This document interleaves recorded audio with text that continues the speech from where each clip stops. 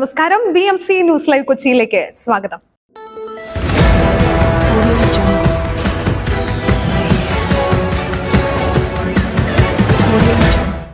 ഈ വാർത്തകൾ നിങ്ങൾക്കായി അവതരിപ്പിക്കുന്നത് Leotech solar solutions, Trivandrum, Ernakulam, Thrissur, Kannur, Chennai and Coimbatore.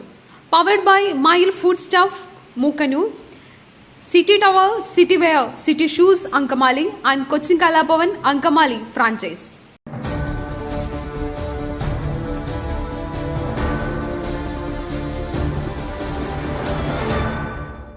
വയനാടിന്റെ പുനരുദ്ധാരണത്തിന് ടാസ്കിന്റെ പിന്തുണ.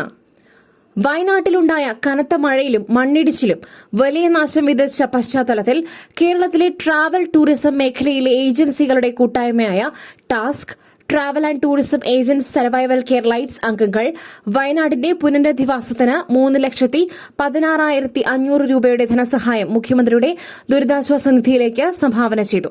സംഭാവനയുടെ രേഖകൾ പൊതുമരാമത്ത് ടൂറിസം മന്ത്രി മുഹമ്മദ് റിയാസിന് ഭാരവാഹികൾ കൈമാറി.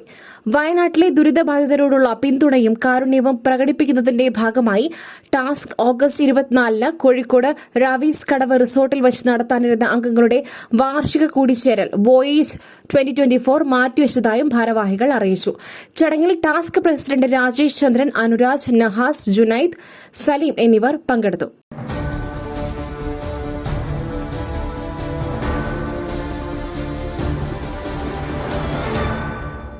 മറ്റൊരു വാർത്തയുമായി കണ്ടുമുട്ടുന്നതുവരെ നന്ദി, നമസ്കാരം.